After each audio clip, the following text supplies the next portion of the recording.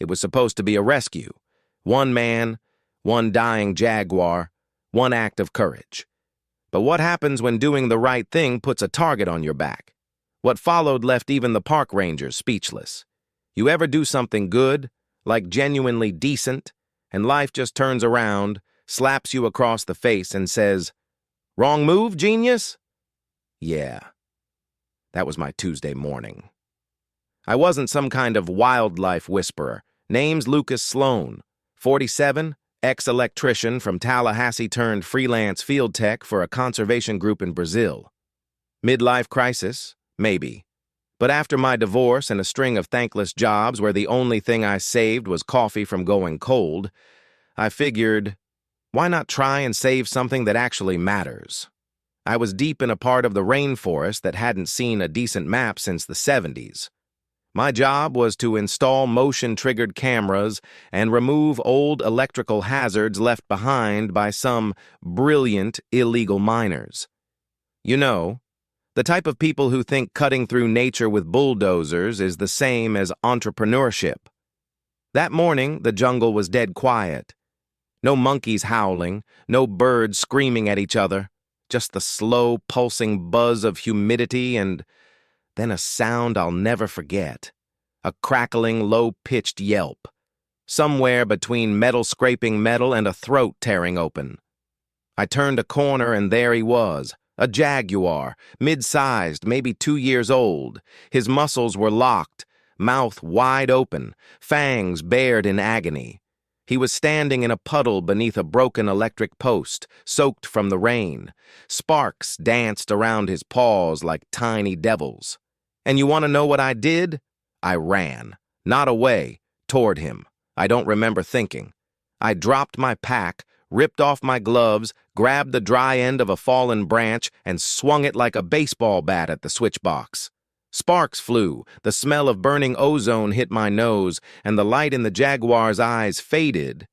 But he was breathing. Barely. He collapsed, twitching. I crawled over, my knees sinking into the mud, and placed my hand against his chest. His heart thumped. Weak, but there. Now here's the twist. I wasn't scared. Not of him. I'd worked around live wires long enough to know danger when I saw it. And somehow this cat felt like the least threatening thing in that jungle. What got me real uncomfortable? The silence that followed. No birds, no bugs, not even the damn mosquitoes, just the low creak of leaves behind me, and then boots. Real boots. Not the soft kind eco-nerds like me wore. These sounded like bad news. Steel toe, muddy, and slow. 3 of them, judging by the staggered rhythm. I stood up, and right there, stepping out from the brush like they owned the entire damn continent, came 3 men. And let me tell you, they weren't exactly here for birdwatching. One had a rifle slung like it was just another Tuesday. Another chewed on something that smelled suspiciously like gasoline-soaked jerky. The last guy, tall, built like a fridge, with a long scar cutting down from his temple to his lip, looked at me like I had just unplugged his favorite video game. "Well, would you look at that?" Scarface said. "Hero of the jungle." "Who the hell are you?" I asked, pretending my knees weren't about to buckle. He didn't answer, just nodded at the Jaguar behind me. "That thing wasn't supposed to live." I stared at him. "You did this?" "You city types don't get it," Jerky Guy chimed in. "That monster took out 2 calves last week. Farmer put a price on his head." "Right," I snapped. "So you electrocute him. That's your version of justice?" "You should have walked away," the third one muttered. But here's the kicker. I didn't.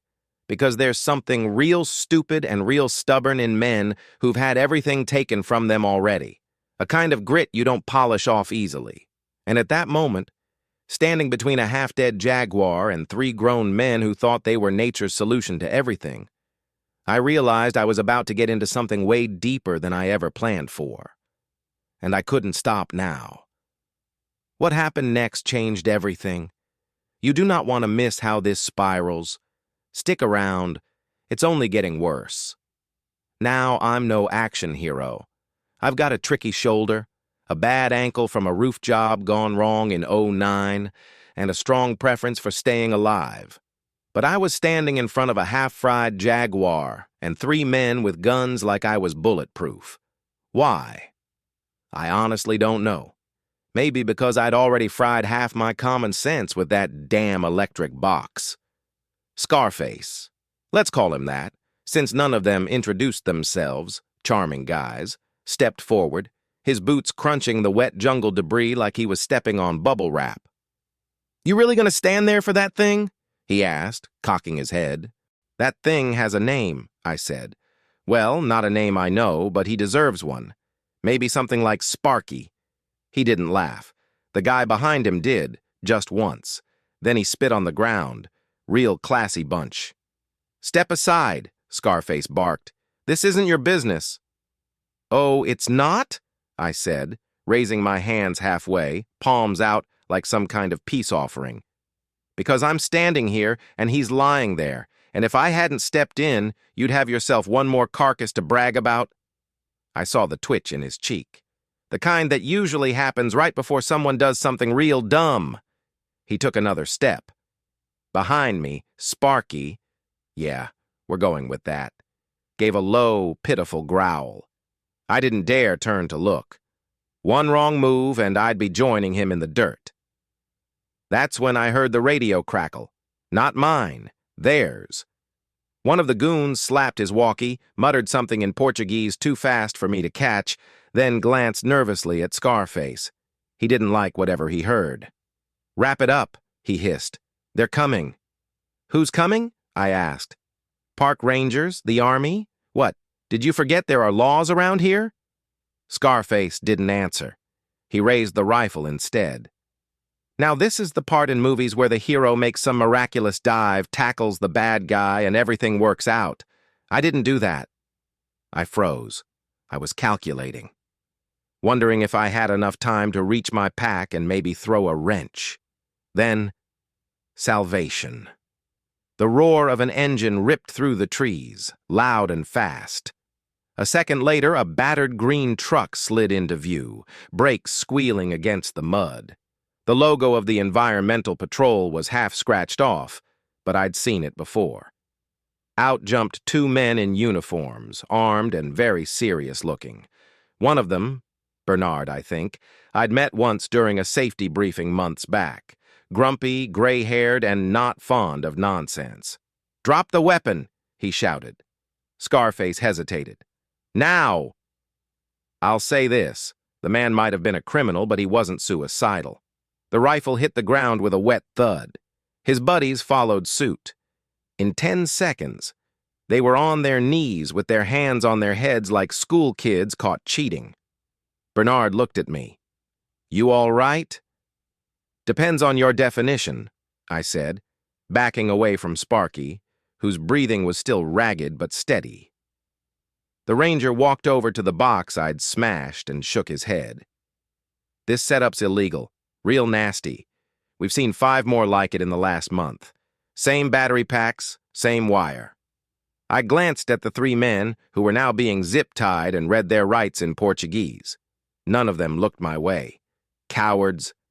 "You saved that cat's life," Bernard said, motioning to Sparky. "But you also saved us weeks of tracking." That was the moment it hit me. They weren't just after one Jaguar. These guys were laying traps, systematically. Someone was paying them, and not in peanuts. I had just walked into something way bigger than one rescue. I looked back at Sparky. He was trying to get up, his legs shaky. But he locked eyes with me, and I swear on my second-hand hiking boots there was a flicker of recognition. Like he knew, like he understood. I don't get emotional often, but right then, I felt something deep in my gut. Not fear, not pride. Responsibility. I didn't just pull a Jaguar out of the fire. I had stepped into a war, one between people who protect and people who profit. And I wasn't walking away. This is the turning point. Everything you've been waiting for, it's right here. Don't go anywhere. The way this wraps up will shake you. If you'd asked me that night whether I felt like a hero, I'd probably have shrugged and said something dumb like, just did what was right. But let me tell you something. Doing the right thing? It's not a finish line. It's a door. And the second you walk through it, life starts throwing furniture at your head. We loaded Sparky into the back of the patrol truck, using a makeshift stretcher made out of tarp and broken bamboo poles. He didn't fight it, didn't growl, just laid there breathing like someone who'd been hit by a train and was waiting for round two. The wildlife rehab center wasn't much. 2 sheds, 1 solar panel that only worked on Wednesdays, and a freezer full of questionable chicken. But the team there was solid. Tough, no-nonsense types with calloused hands and tired eyes who'd seen too many animals show up broken. They took one look at Sparky and went into triage mode. I stayed. No one asked me to. No one had to. Over the next few days, I helped however I could. I changed out bedding, held IV lines, even prepped fish paste. Don't ask. It's as nasty as it sounds. My hands were still raw from that shock, but I didn't care. Sparky made it through the first night, then the second. By day 5, he was standing, shaky, but standing. The rehab team figured we'd have another 2 weeks before he could be moved deeper into the sanctuary. We'd marked a release zone far from any ranches or idiot hunters with homemade traps. But then, he vanished. I'm not talking, he wandered off. I mean, the cage was open, the latch broken, blood on the ground, a trail leading into the trees. You think I panicked? You bet I did. I ran harder than I have in 20 years, scratched my arms bloody against vines, yelled his name like that made any sense. But I wasn't thinking clearly. All I knew was I had pulled him back from death once. I wasn't about to let him go without a fight. We tracked him for hours, muddy prints, drag marks, signs of struggle. Until finally, we found him. But he wasn't alone. In a ditch hidden under thick roots and leaves lay another Jaguar, younger, smaller, barely breathing, bones poking through skin, and standing between us and that cub was Sparky, his body shielding the little one like a damn guardian angel. Turns out, that's why he left. He hadn't run, he'd returned. He was never supposed to be caught in that trap. He was trying to find food for his sibling, and when he got fried, the little one was left alone out here, starving. And yet, the second Sparky could walk, he went back for him. You want to talk about loyalty? That cat had more heart than half the people I'd worked with in my life.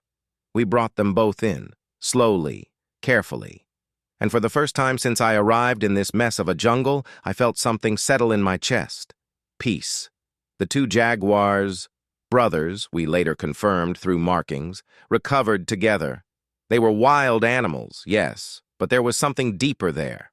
A connection. A bond that didn't need words. After 3 more weeks, we released them together. No GPS tags, no cameras, just freedom. And me? I stayed on, full time. The video of the rescue had already gone viral. Some guy from Michigan even mailed a donation with a handwritten note. Didn't know Jaguars mattered till I saw your face in the mud. Cute. The sanctuary got new funding. Fencing, motion sensors, education programs for local communities. Kids came in to learn, not to hunt. Farmers started asking how to protect livestock without turning forests into war zones. And every now and then, late at night, the rehab cameras pick up 2 sets of eyes glowing from the tree line. I like to think it's them, still watching, still free.